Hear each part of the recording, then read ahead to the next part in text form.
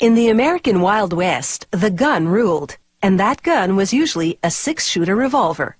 Today, replicas of those revolvers can take you back to Dodge City, and they do, at cowboy shooting competitions. It's a chance to engage in a little old-fashioned gun-slinging, for old time's sake.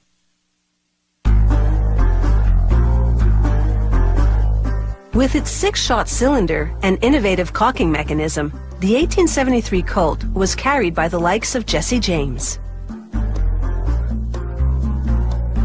They start these authentic replicas by shaping and machining the gun's frame.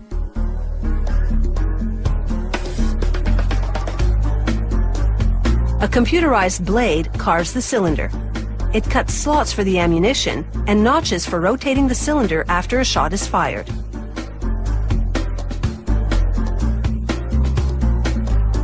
A technician files down rough edges so the parts will fit together perfectly. He then screws the curved grip and the trigger guard to the frame.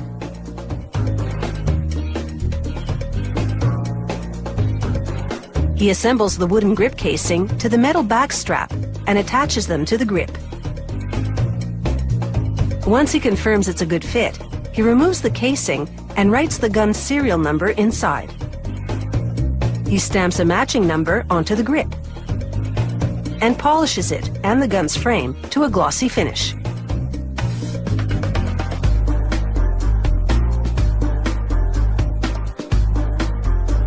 He now rolls the model number and other identifying information onto the gun's barrel. To add a bit of flourish, an artist engraves designs copying the artwork of an original Colt.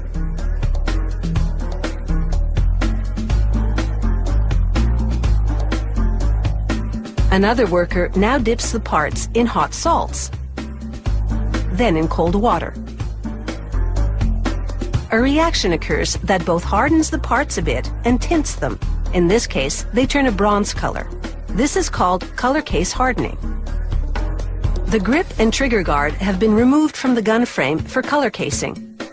This makes it easier for the technician to install the cartridge loading gate on the frame. He files down the mechanism for rotating the cylinder to make the dimensions perfect. He then inserts a bushing and a pin in the cylinder's center. He uses that pin to install the cylinder in the gun frame. The pin will also serve as the axis for the cylinder to revolve on. He slides a couple of test slugs into the chambers to confirm the gap between the cylinder and the gun frame is spot on. He then fits the gun barrel to the frame, and, using a special measuring rod, he checks the alignment of the cylinder and barrel.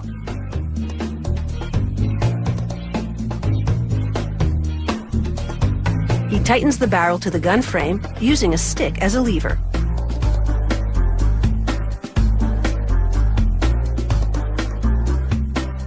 The technician aims the assembled gun and eyeballs the alignment of the barrel to the frame. Once he's certain the configuration is right on target, he installs the gun's hammer and trigger.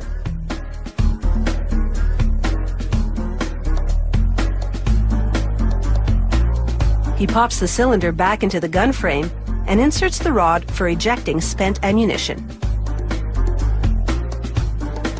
He screws a spring into the side of the hammer and cocks it in its 3 different positions to verify that it's in working order. He then reattaches the grip and trigger guard.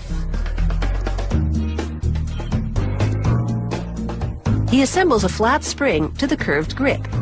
This is the main spring. It transfers energy from the trigger to the hammer to cause the revolver to fire.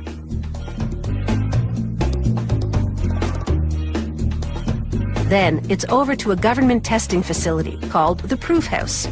Behind bulletproof glass, special equipment fires ammunition at 3 times the usual operating pressure. If the gun can handle this, it's deemed safe to operate. After a few more parts have been color cased, this revolver replica is ready for its target market.